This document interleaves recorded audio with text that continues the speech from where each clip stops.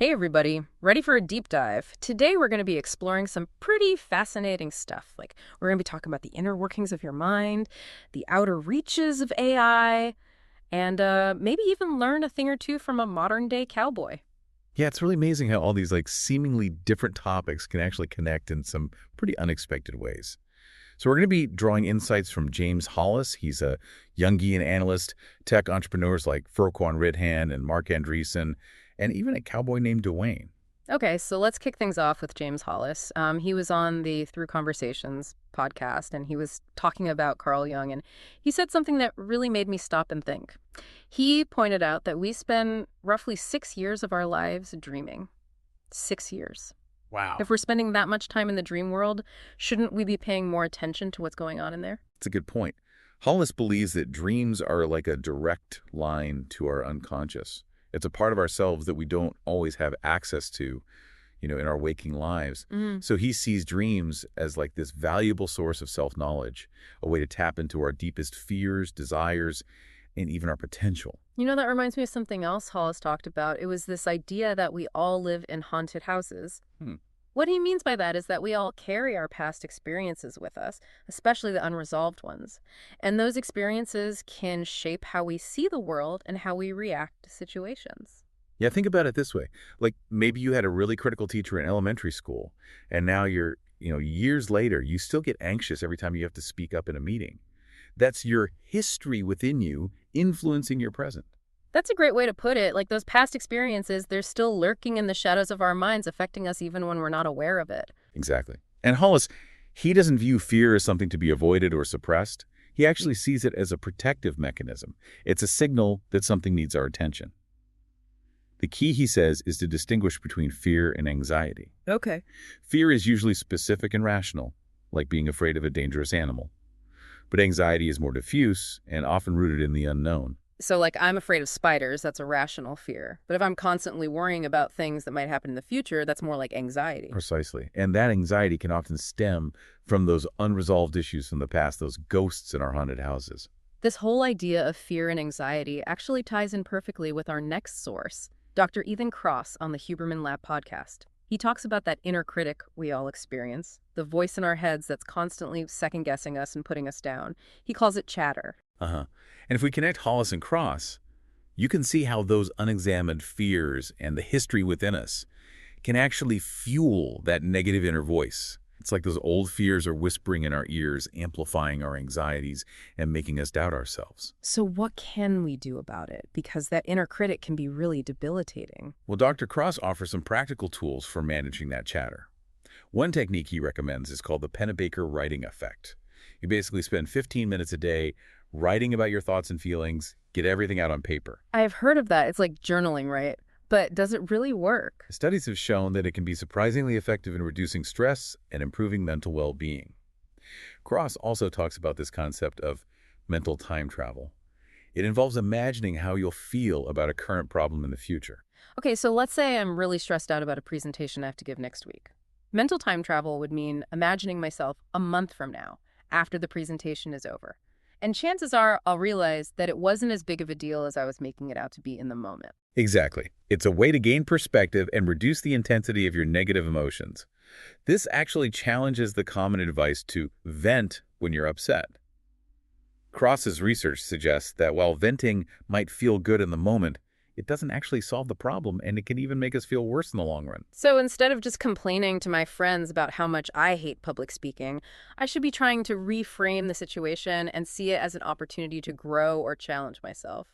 That's the idea. You have more control over your inner world than you might think. Okay, let's shift gears a bit and talk about AI. I've been hearing so much about it lately, and it seems like it's changing everything. On the My First Million podcast, Furquan Ridhan talked about this concept of AI agents, which are basically AI systems that can do the work of humans. He gave this example of an AI agent that scans new signups for a company, identifies promising prospects, researches their profiles, and even crafts personalized emails. Yeah, just think about the implications of that. AI could potentially automate a wide range of tasks, not just in business, but in every aspect of our lives. Ryden emphasizes that you don't need to be a developer to leverage AI for your business or even your personal projects. There are already tons of user-friendly AI tools available. Yeah, it's pretty amazing how accessible this technology is becoming. Speaking of missing the boat on AI, Wrighton shared this anecdote about how Google, despite developing the technology behind transformers, failed to capitalize on its potential. They were focused on search, and they just didn't see the bigger picture of what AI could become. Meanwhile, OpenAI came along with ChatGPT and just totally revolutionized the game. It's a cautionary tale, isn't it? Even the biggest companies can miss out on huge opportunities if they're not paying attention to emerging trends and are willing to take risks. It makes you wonder what other groundbreaking innovations are out there just waiting to be discovered, or maybe they're already here and we just haven't recognized their potential yet. This actually leads perfectly into our next source, Marc Andreessen, on the Joe Rogan Experience. He was talking about the future of AI, particularly in the context of warfare. AI and warfare, that sounds intense. It is. Andreessen argued that the nation with the most advanced AI will have a significant advantage in future conflicts. He even mentioned that in AI-simulated dogfights, AI-controlled jets have a 100% win rate against human pilots. 100%. That's pretty mind-blowing. It makes you wonder what role will humans even play in future wars if AI becomes that dominant? It's a question we need to be asking ourselves now. How do we prepare for a world where machines may surpass us in certain capabilities? And how do we ensure that those machines are used ethically and responsibly? That's the million-dollar question. And it's not just about warfare. Andreessen painted a picture of a future where AI and other advanced technologies will have seemingly supernatural capabilities. He even compared it to the medieval era, where people believed in higher powers, spirits, and demons. So are we saying that AI could become like the new gods? That's a pretty wild thought. It is a wild thought. And whether we view it as exciting or terrifying, we can't deny that AI is rapidly changing the world around us. Andreessen's point is that we need to start preparing for this shift now. We need to develop a framework for understanding and interacting with these powerful new entities. Okay, so we've gone from the depths of our own minds to the potential rise of AI gods. Where do we go from here? Well, let's bring it back down to earth a bit and talk about something a little more tangible: government, power, and individual freedom. We'll start with Tucker Carlson's interview with Russ Vought, where they discuss strategies for combating government bureaucracy and the concept of the deep state. I've heard that term thrown around a lot, but I'm not really sure what it means. Can you break it down for me? Sure. The deep state is a term used to describe like a shadowy network of unelected officials. They wield significant power within the government. It's this idea that there's this entrenched bureaucracy that operates independently of elected officials and often pursues its own agenda. So, like, even if a new president comes in with a different set of policies, the deep state could try to undermine those policies. That's the idea. And Vought, who served in the Trump administration, he outlined 4 key strategies for tackling what he sees as government corruption. First, he believes we need to remove independence from government agencies. Second, he wants to bring back the concept of impoundment, which would give the president more control over spending. Third, he wants to restore at-will employment in federal agencies, making it easier to hire and fire employees. And finally, he believes the president needs more control over the executive branch. That sounds like a pretty radical overhaul of the government. I can see how that would be controversial. It definitely is.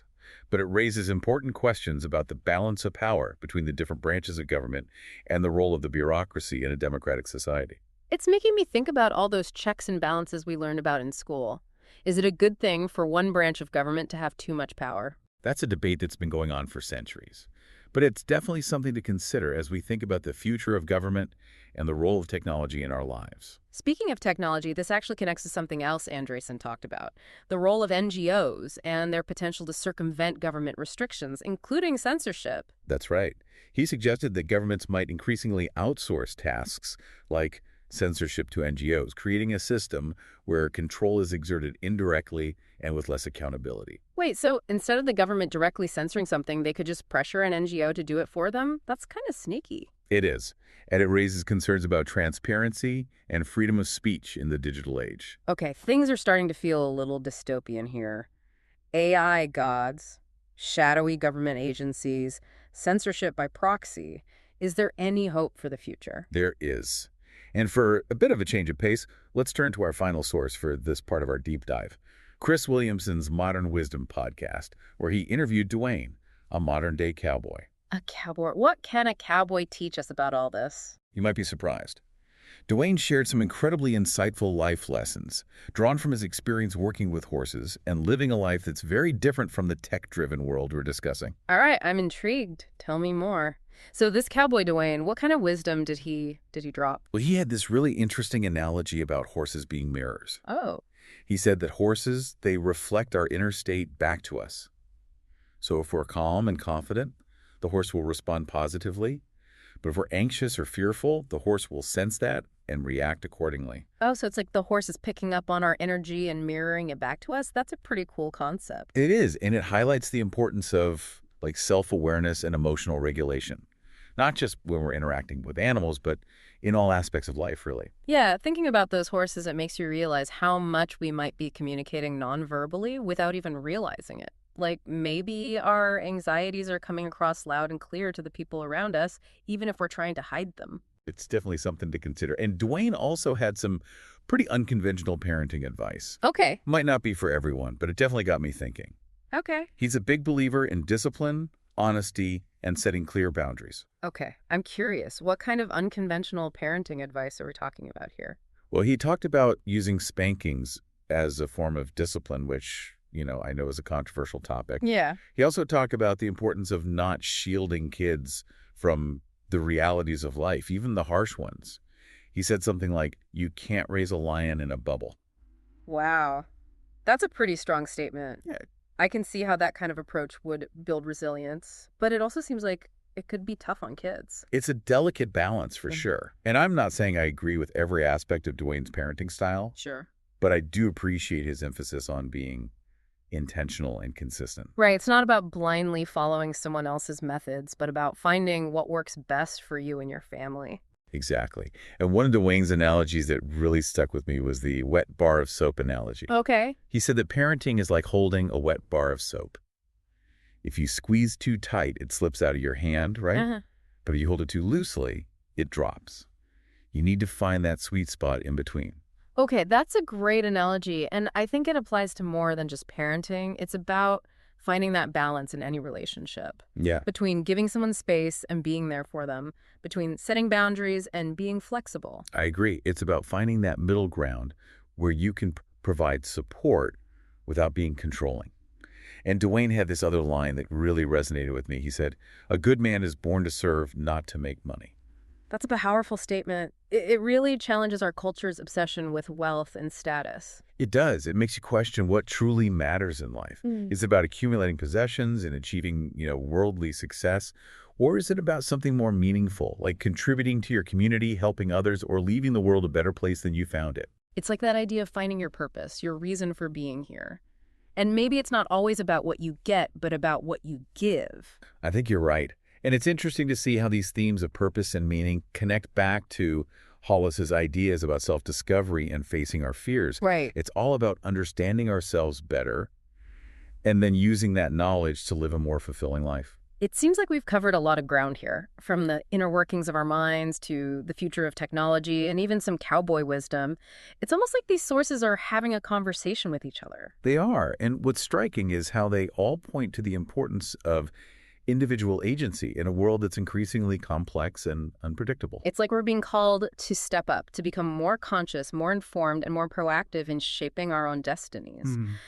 But isn't there a danger of feeling overwhelmed by all this? I mean, we're talking about AI that could potentially surpass human intelligence, shadowy government agencies, and the need to constantly adapt and learn new skills. It's a lot to process.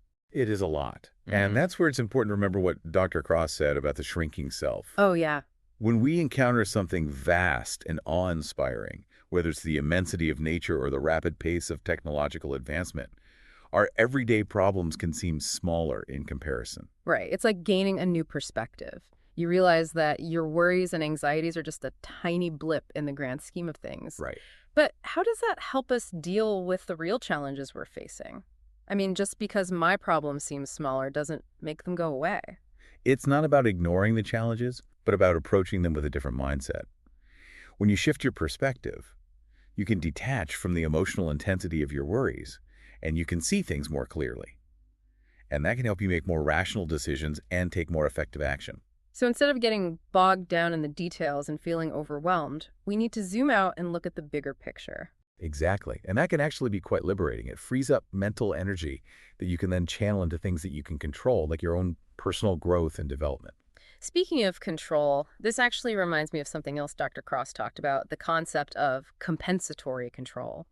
He explained that when we feel a lack of control in one area of our lives, we often try to compensate by exerting control in other areas.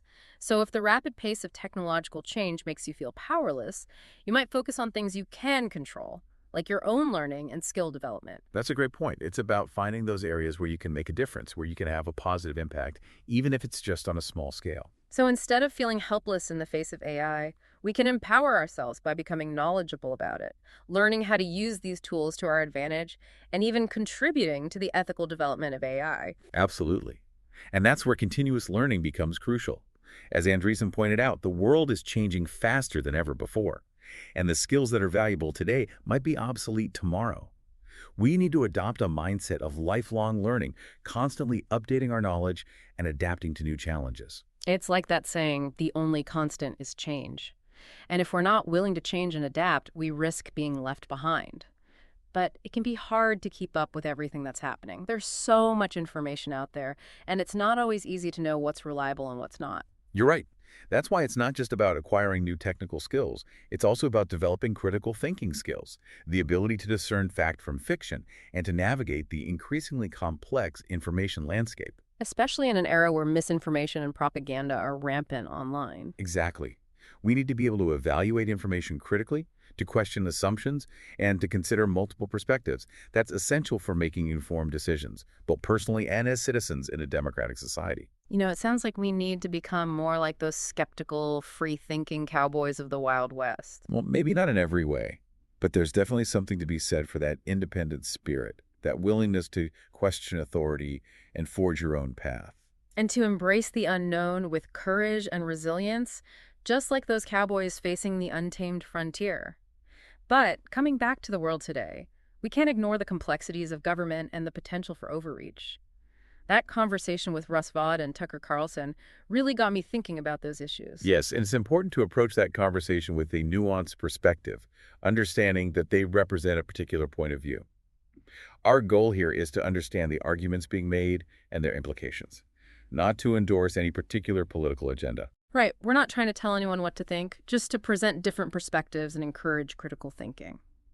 So Vought talked a lot about draining the swamp and reducing the size and power of the federal government. He argued that the bureaucracy is bloated, inefficient, and often works against the interests of the people it's supposed to serve. He specifically criticized the administrative state, which refers to unelected officials who make and enforce regulations. Vought sees this as a threat to democratic accountability, as these officials are not directly answerable to the voters. To put it simply, it's the part of the government that makes all those rules and regulations, even though they weren't elected by anyone. So it's like a layer of government that operates behind the scenes without much oversight. That's the concern. And Vought also advocated for bringing back impoundment, which is a power that presidents used to have but lost back in the 1970s. Okay. Basically, it would allow the president to refuse to spend money that Congress has allocated, giving the executive branch more control over the budget.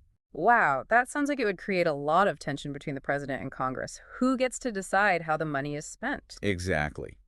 It raises questions about the balance of power between the different branches of government. Is it appropriate for the president to have this much control over spending? Or is it a necessary check on congressional overreach?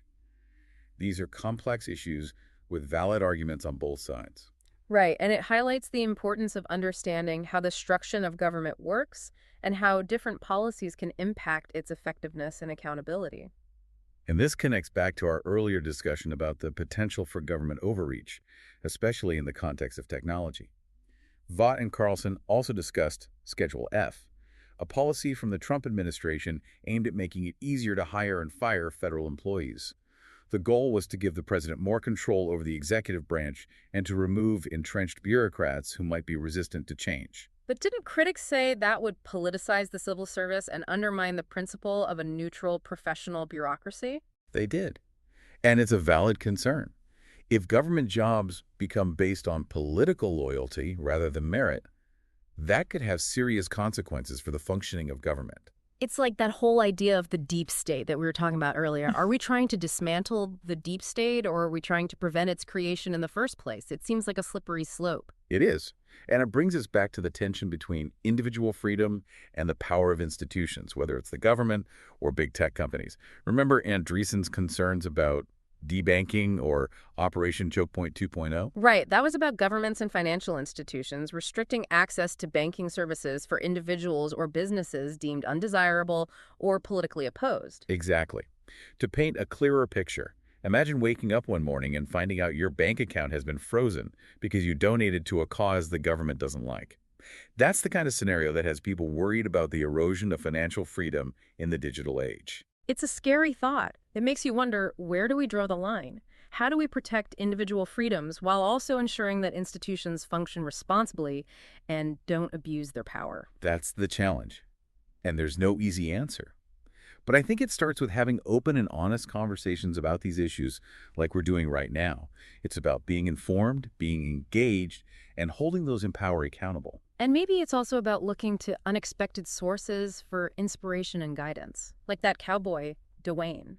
He had some pretty insightful things to say about finding purpose and living a meaningful life. He did. And his simple yet powerful wisdom reminds us to connect with nature, to be present in our interactions, and to find fulfillment in serving something greater than ourselves. Remember his line about a good man being born to serve, not to make money? That's a message that seems more relevant than ever in our current culture. It is. And it brings us full circle back to those themes of self-discovery, finding your purpose, and using your talents to make a positive impact on the world. It all ties together, doesn't it? From the depths of our own psyches to the vast potential of AI and the complexities of government and power.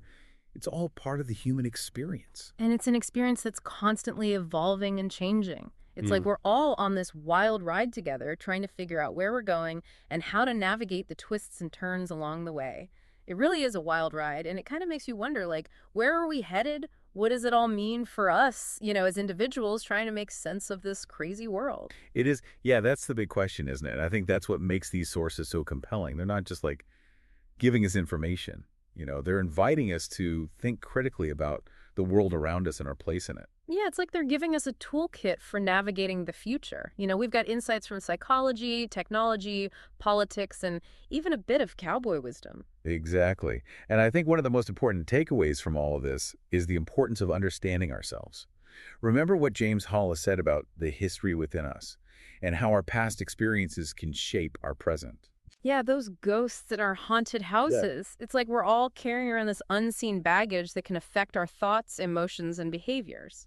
And until we become aware of that baggage, we're likely to keep repeating the same patterns and making the same mistakes. So it's not just about understanding the world out there, but also about understanding the world within us, our own fears, our biases, our blind spots. Exactly. It's about developing that self-awareness that Dwayne talked about, that ability to, see ourselves clearly and honestly, because once we understand ourselves better, we can start to make different choices, break free from those limiting patterns, and create a life that's more aligned with our values and aspirations. It's like we're taking back control of our own narratives. Yeah, exactly.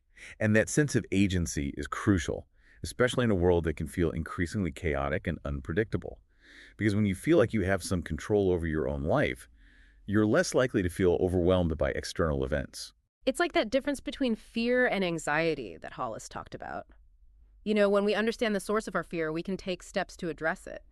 But when we're just feeling anxious about the unknown, it's easy to feel paralyzed and powerless. And that's where knowledge and critical thinking come in. The more we understand about the world, the better equipped we are to make informed decisions and navigate the challenges ahead. So it's not just about learning facts and figures, but about developing those critical thinking skills that will help us sort through the information overload and figure out what's really important. Right. It's about being able to ask the right questions, challenge assumptions, and see things from multiple perspectives. And that's something that we can apply to everything, from our personal lives to our understanding of politics and technology. Yeah. Thinking back to that conversation about government and the deep state, it's clear that there are a lot of different perspectives on those issues, and it's easy to get caught up in the rhetoric and the partisan battles. It is. But I think what's more important is to understand the underlying principles at stake. What does it mean to have a limited government? What are the checks and balances that are supposed to prevent any one branch from becoming too powerful.